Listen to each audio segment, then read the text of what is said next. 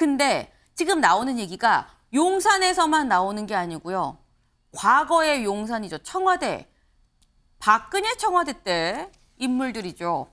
우병우 전 민정수석도 등판을 하는 걸까라는 생각이 드는 기사가 나왔습니다. 기사 보겠습니다. 우병우, 레이저 눈빛, 나를 나쁜 사람 만든 정치적 프레임이다 라고 얘기를 했습니다.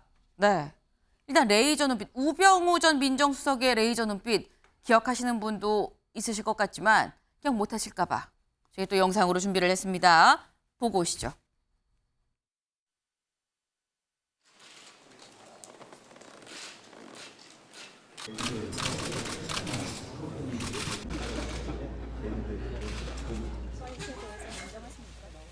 가족회사 작은 유용한 것에 대해서 인정하십니까? 검찰에서 성실하게 답변하겠습니다. 구속되시면 마지막 인터뷰일 수도 있는데 한마디만 해주십시오. 법정에서 제 입장을 충분히 밝히겠습니다.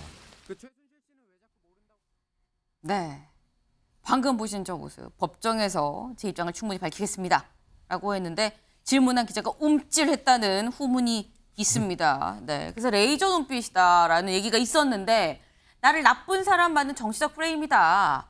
내가 뭐 일부러 그렇게 눈을 뜨거나 그런 게 아니라 그냥 내 눈이 그런 거다라고 지금 얘기를 했어요. 지금 첫 단독 인터뷰. 복권 뒤 변호사 사무실을 열고 지금 활동을 하고 있다. 총선 출마란 권유가 많은 건 사실인데 국가 위에 내가 할 역할을 생각 중이다. 우병우 사단 나도 누군지 모른다. 오, 요 부분이 지금 눈길이 가지고 총선 출마 얘기가 지금 나왔습니다. 여기 같이 볼까요? 기자가 대놓고 물어봤습니다. 내년 총선 나옵니까? 물었더니 출마하라는 전화도 많이 오고 평소 알던 사람들도 만나면 그것부터 물어본다. 제안이나 권유가 많은 건 사실이다.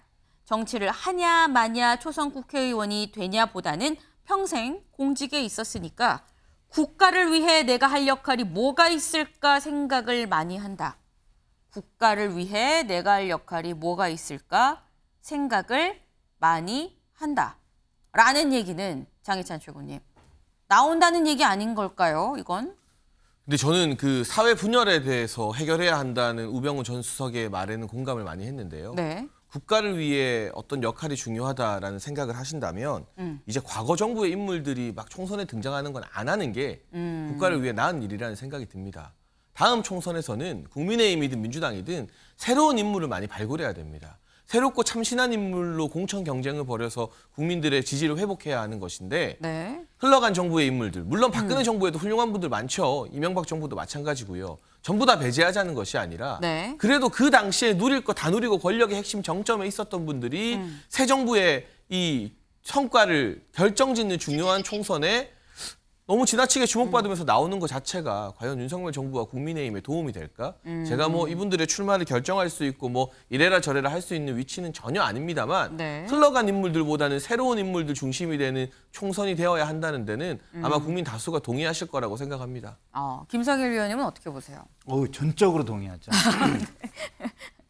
흘러간 물로 물레방아를 돌릴 수가 없다. 자연의 이치입니다.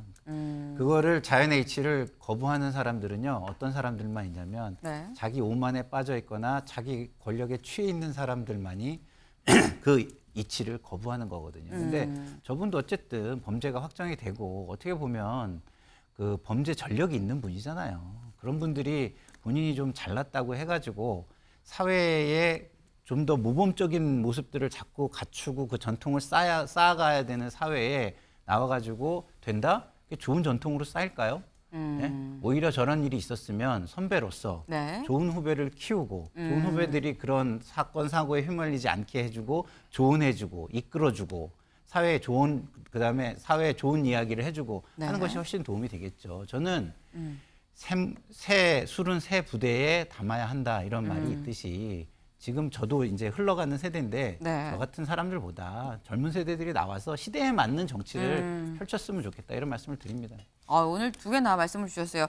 흘러간 물로는 물레방아를 돌릴 수가 없고 새술은 새 부대에 담아야 한다라는 말씀을 주셨는데 저기 지금 사실 이렇게 보는 거는 지금 여권의 얘기입니다. 근데 야권은 어떠냐? 기사 보겠습니다. 텃밭만 찾아 깃발 꽂는 야당 비례. 네. 여기 볼까요? 이수진 우상호 불출마, 서대문갑, 김경만, 탈당 양향자, 광주 서구울, 전용기, 분구 이슈, 화성을서 채비. 그런데 현직 비례 전략공천은 당규상 금지. 이게 무슨 얘기냐? 일단 여기 등장하는 이 인물들 저기 지도에 좀 표시를 해봤습니다.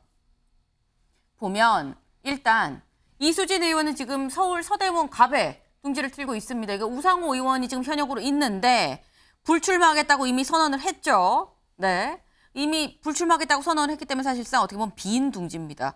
여기에 지금 자리를 틀었다라는 거. 그리고 전용기 의원은 경기도 화성은 이 인구가 자꾸 유입이 되다 보니까 이번에 분구 지역구가 하나 더 늘어날 상황입니다. 때문에 주인 없는 지역구 먼저 깃발을 꽂았다라는 취지의 지금 기사였었고요. 네. 그럼 여기 보면 이 양향자 의원이 있는 민주 서구을이죠. 민주 서구을에는 양향자 의원이 지금 현재 민주당이 아닙니다. 무소속으로 지금 탈당을 했죠. 그러다 보니까 민주당 입장에서는 공석입니다. 김경만 의원이 광주 서구을에 또 나오겠다라고 했다라는 겁니다. 네. 여기 이원욱 의원 이 얼굴이 그려져 있긴 합니다만 분구가 될 분구가 될 예정이기 때문에 이원욱 의원 자리를 가는 건 사실 아닙니다. 때문에 이게 빈 자리를 찾아서 현역 비례들이 갔다라는 건데, 근데 조상호 의원님, 예. 이게 지금 보면은 광주 서구 아까 그 지도 좀 같이 볼까요? 양향자 의원이 있는 광주 서구울은 사고 당협이죠. 네. 사고 지역이고 이 당규상 사고 지역은 전략공천 전략공천. 대상이 될 수 있죠. 예. 그렇죠. 그리고 지금 여기 우상호 의원이 계속 인재를 영입을 해야 된다라고 얘기를 계속 해왔었거든요. 네. 그런 지역이고 여기도 지금 추가되는 지역구인 거잖아요. 화성도 역시. 맞습니다. 근데 이런 경우에는 당원 당규상 네. 추가 지역구도 사실상 이렇게 뭐 현역이 갈 수는 없는 그런. 아니 꼭 해야 되는 건 아닌데요. 네.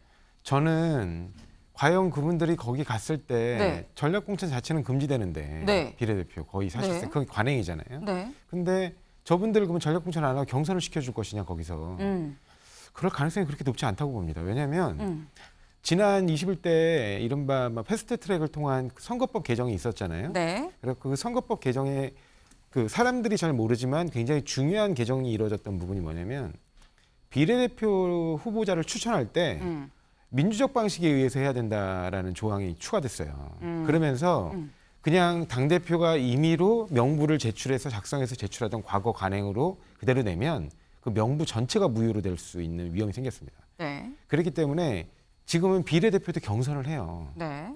근데 문제는 뭐냐면 그러다 보니까 기본적으로 현역 비례 자체가 전략공천을 받을 수가 없잖아요. 그렇습니다. 그런데 결국에는 그러면 외부에서 또 참신한 인물들을 당 지도부는 영입해야 되는 입장이란 말이에요. 네. 왜냐하면 그 총선의 전체적인 그림으로 국민들께 보여야 될 모습이 있잖아요. 네. 그 모습으로 그릴 때 어딘가를 영입한 인사들을 넣어줘야 되는데 지금은 비례에 그냥 꽂을 수가 없습니다.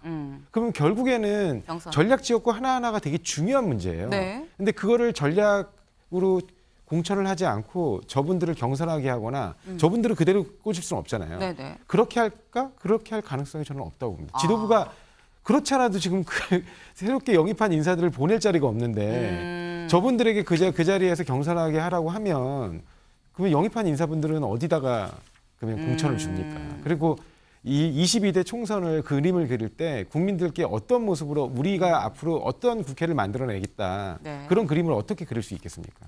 네. 아마 저는 가능성이 그렇게 높지 않다고 봅니다. 가능성이 별로 높지 않다라는 말씀을 주셨습니다. 오늘은 금요일 또 지역신문을 보는 날이죠. 지역신문 대구일보입니다. 억눌렸던 직관 욕구 폭발하자 스포츠 경기 암표가 또 기승이다. 네. 지금 너도 나도 이제 직접 보겠다, 직관하겠다 하다 보니까 또 암표가 기승이라는 그런 기사까지 나오는 상황이 됐네요. 다음 기사 볼까요? 강원일보입니다. 네. 월드스타 손흥민 고향 춘천을 깜짝 방문했다. 네. 본인 이름을 일단 유소년 대회를 관전하러 왔습니다. 아유, 어린 나이 좀 얼마나 좋았을까요? 네, 월드클래스 손흥민 선수가 직접 고향 춘천을 방문했다라는 소식. 다음 기사 보겠습니다. 네. 대전일보. 서민 올린 전세 사기범 충청에서만 200명에 달했다. 피해자가 아니고요. 사기범. 사기를 저지른 걸로 의심을 받는 혐의자들이 충청에서만 200명에 달했다라는 겁니다. 네, 충청 입장에서 썩 좋은 기사는 아닌 것 같긴 합니다. 네, 오늘 저희가 준비한 소식 여기까지입니다. 네, 오늘도 좋은 하루 보내세요.